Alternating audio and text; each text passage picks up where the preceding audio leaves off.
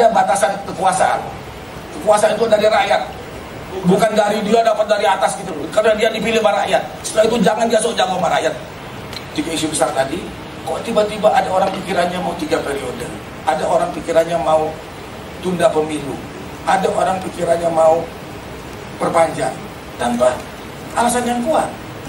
Kalau penunda pemilu nggak ada duit, kenapa bikin IKN misalnya gitu loh. Tapi saya juga dihubungi oleh pejabat negara yang disuruh menanyakan pada tokoh-tokoh, bukan tokoh-tokoh, pada orang-orang yang dianggap penting, bukan penting, yang dianggap bisa diajak ngomong, perlu nggak 3 periode?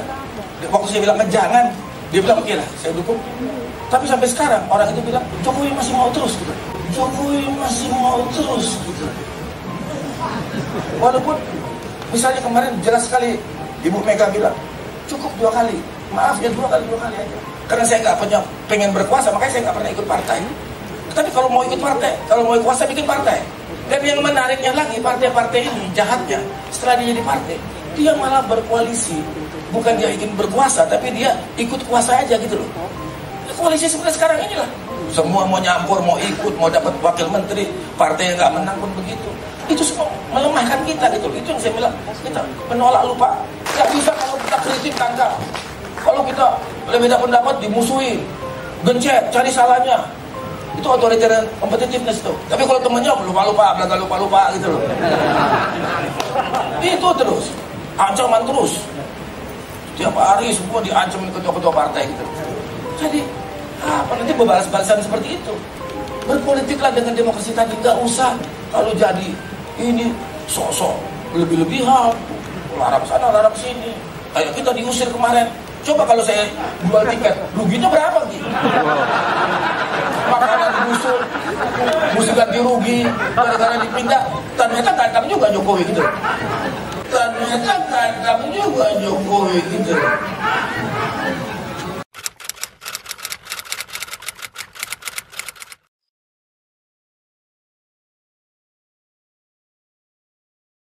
Untuk 15 Januari ini saya sebenarnya terus terang sudah mulai agak mau ngapain lagi sih gitu loh. Karena kita 23 tahun selalu mengingatkan supaya demokrasi itu harus menjadi budaya, membudaya dalam prakteknya, yaitu dalam dunia politik. Karena demokrasi itu bukan sesuatu yang ada hubungannya dengan hubungan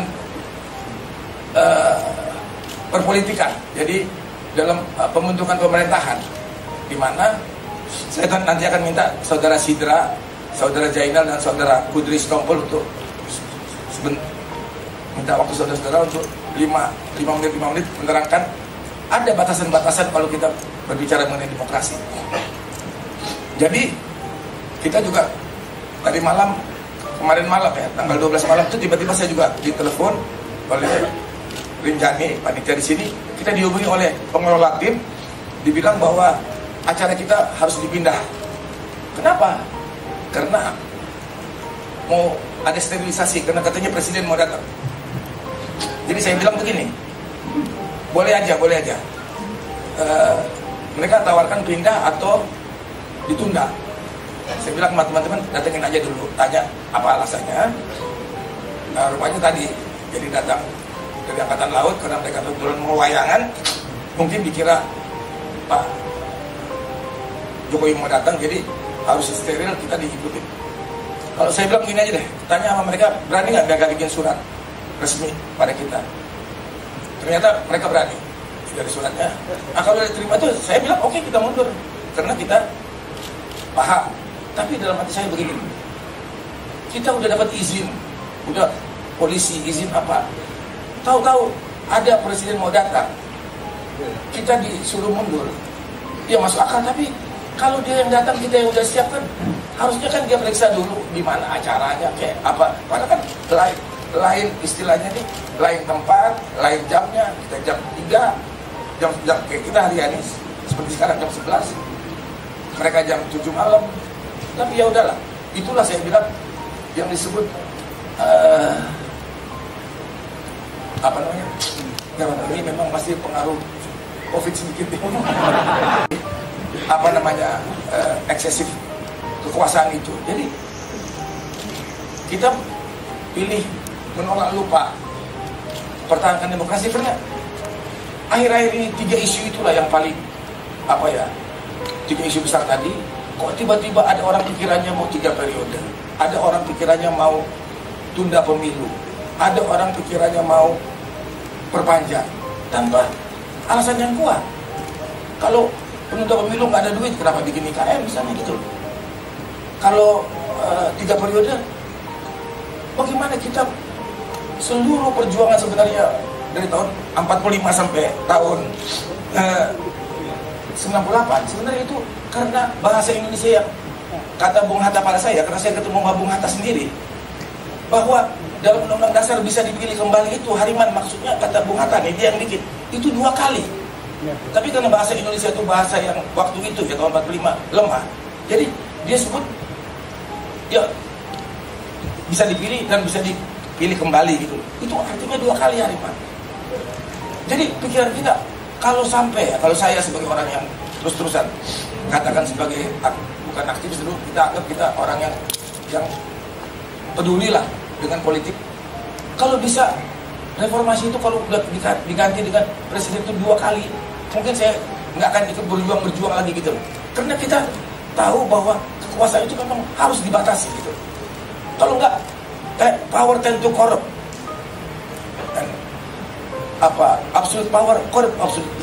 Jadi saya waktu baca itu, dan saya terus terang, saya juga ada bicara dengan Luhut. Nggak apa-apa man, dia bilang nggak apa-apa kalau rakyat mau. Terus, tapi saya juga dihubungi oleh pejabat negara yang disuruh sebenarnya menanyakan pada orang-orang yang dianggap bisa diajak ngomong, perlu nggak 3 periode? Waktu saya bilang jangan, dia bilang oke lah, saya dukung. Tapi sampai sekarang orang itu bilang Jokowi masih mau terus gitu. Jokowi masih mau terus gitu. Walaupun misalnya kemarin jelas sekali Ibu Mega bilang cukup 2 kali, maaf ya 2 kali aja. Jadi saya pikir itu masalah utama kita. Selain isu-isu lain yang sampai hari ini saya kira ada soal kemarin yang nggak selesai, kenaikan harga bensin, kekurangan minyak goreng yang ada ditahan, tahunya sekarang hukumannya juga nggak ada apa-apanya.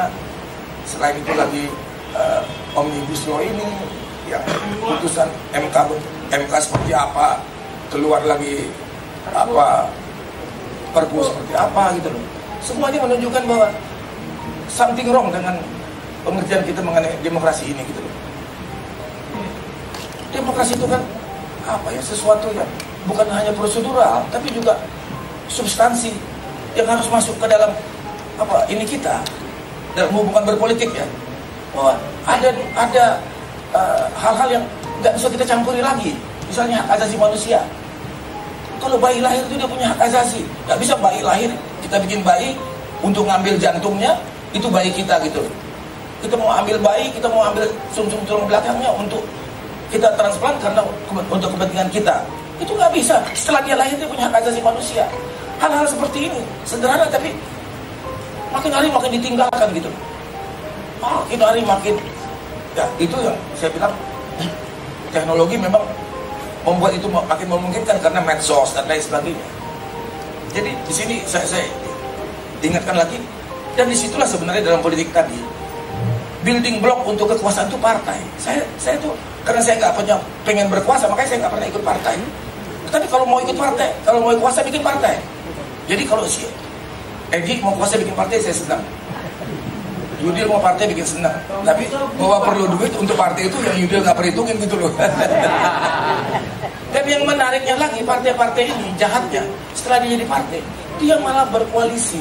Bukan dia ingin berkuasa, tapi dia ikut kuasa aja gitu loh. Koalisi seperti sekarang inilah.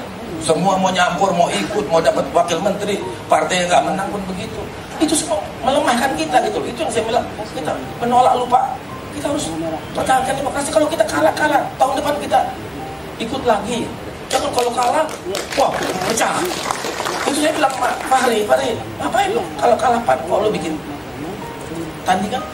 Karena Pak Habibie pernah bilang sama saya, Hariman, kalau Golkar pecah, dia bilang, itu kayak batu. Saya bilang sama Akbar Tanjung, dia bilang, kalau batu pecah, itu itu jadi kecil dua-duanya. Kamu dapat batu, siapapun yang dapat batu yang lebih besar, itu lebih kecil dari batu yang aslinya gitu loh. Dan itu gak akan bisa satu lagi. Dan itu yang sedang terjadi pada bangsa ini gitu loh. Makin kecil, partai-partai komplotan, berisik sana, berisik sini. Nanti khianat, pasti begitu. Pasti khianat. Jadi saya dukung Anies Baswedan, tapi kalau saya diperintah saya cabut. Main-main Jawa itu. Dia juga tahu Jokowi nggak akan perintah dia. Tapi ngomong gitu kan, kalau saya jadi Anies saya sedih. Kok saya digitu-gituin gitu.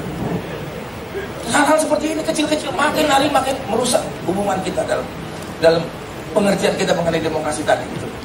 Jadi hal-hal seperti itu tadi, termasuk nanti polisi,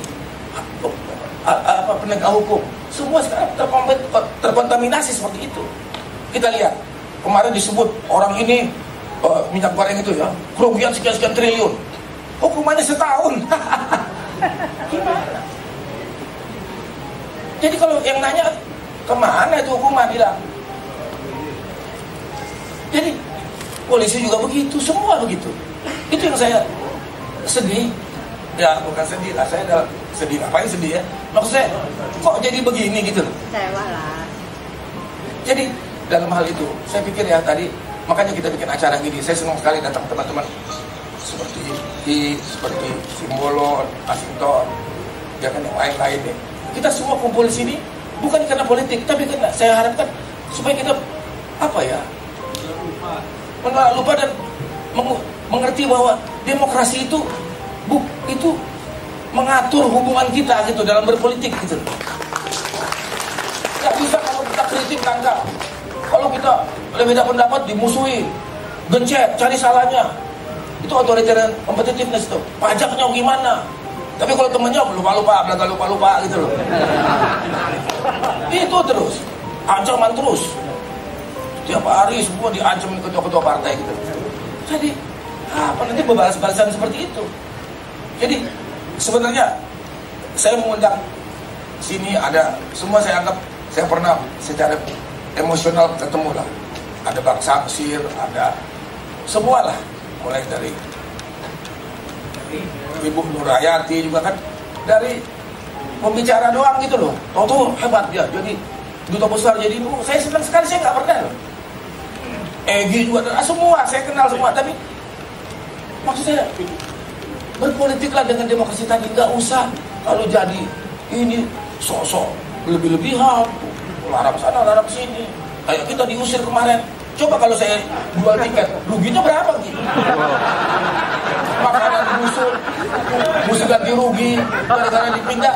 Ternyata tantang juga Jokowi gitu.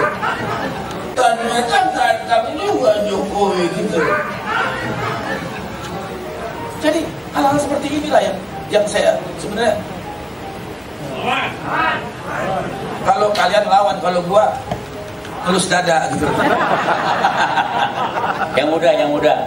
Jadi kemarin ada yang manas-manasin, lawan dong Man. Ibu Susi Pujiastuti WA ganda, karena itu teman saya juga, Susi itu. Dia bilang sama Ariman, lawan apa yang mau dilawan, lawan kakak, digebukin mati gitu. Tapi kalau demo, saya kalau dilarang lawan, saya lawan terus gitu. Nggak ada. Tapi ini kan peringatan, ya kan? Ya udahlah. Dilarang pinggir-pinggir dikit, kita ke pinggir gitu loh. Tapi kita nggak berubah sikap kita gitu. Bahwa kita akan mempertahankan demokrasi itu yang kita kenal. Bahwa demokrasi itu ada batasan kekuasaan. Kekuasaan itu dari rakyat, bukan dari dia dapat dari atas gitu. Karena dia dipilih oleh rakyat. Setelah itu jangan dia sok jago sama rakyat. Saya kira ini, silakan yang lain-lain. Terima kasih.